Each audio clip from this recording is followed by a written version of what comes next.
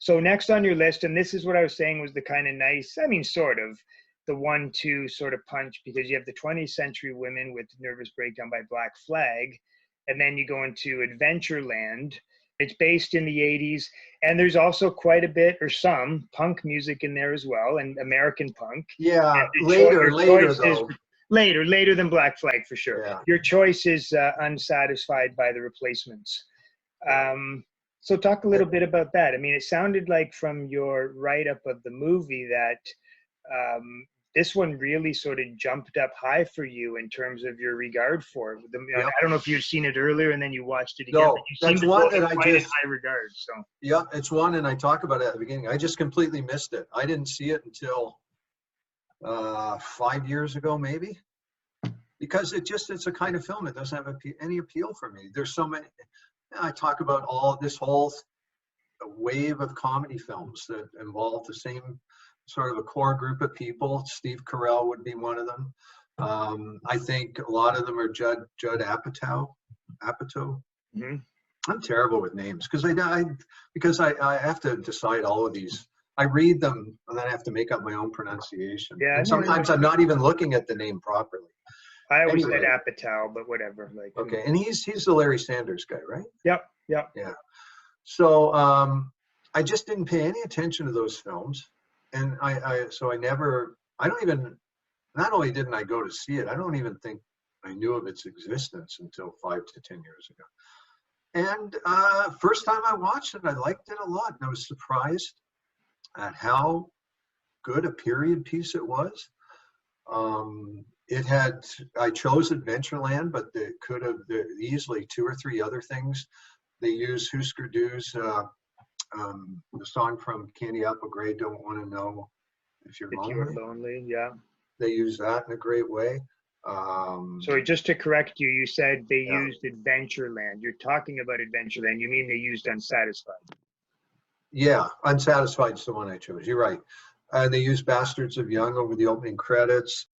When Rob Sheffield made up a list for Rolling Stone, his greatest, I think 40 greatest music moments, he had Adventureland on there, but he chose, and it's a great scene, but I don't know, it's probably the one scene from the film that most people remember. There's this girl who works at the park, and everybody's in love with her. Her name's Lisa P. And it's when she comes back that summer. I guess was at school or something. She comes back. And it is funny. They use a Rolling Stones song from a mid-'70s album. I can't remember which one. Or maybe it might even be from Tattoo You.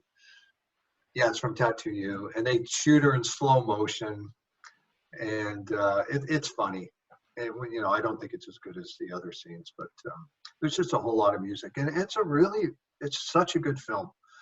Kristen Stewart. Yeah. She's excellent in it.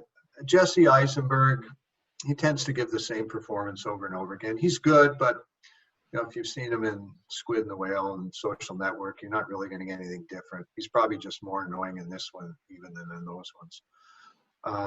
And I didn't even know this. I didn't even pick up on this until I rewatched it 2 weeks ago to write the entry, or 3 weeks ago, that my favorite character in Adventureland is my favorite character in Freaks and Geeks. You mentioned that. Yeah, I can't think of the actor's name. He plays Martin he plays Bill in Freaks and Geeks, and I think the character's name is Martin. I can't think of, or maybe the actor's name is Martin. He's so good. And I said, wow, it's the same guy. I have your documents open, actually. Okay. And you mentioned, so his name is Joel. Yeah, an inspired homage to Freaks and Geeks. The character is played by Martin Starr. And Joel is Freaks and Geeks, Bill Haverchuck. That's the character who was Bill Haverchuck. Yeah. He is such an interesting character in both of them. So how they use Unsatisfied is, it's just so great. And if I do as I plan to, a ranking for Facebook, it's one of, I think, 2 or 3 contenders for number 1. Jesse Eisenberg's finally going off to New York, not going to college. He's chasing after Kristen Stewart. It starts with Eisenberg and his two friends on the hill. I was using it as a screenshot a couple of weeks ago, and they they're just talking about nothing, and then then he's in the driveway with his parents saying goodbye, and the song starts up, and it cuts. I can tell he really worked on getting the cut just right. Unsatisfied has a kind of slow beginning, and then it just opens up, and he cuts right to Jesse Eisenberg in the bus. Mhm. And you have these great neon shots of New York from his point of view. It's just such a dramatic cut, and it's one of my 2 or 3 favorite replacement songs.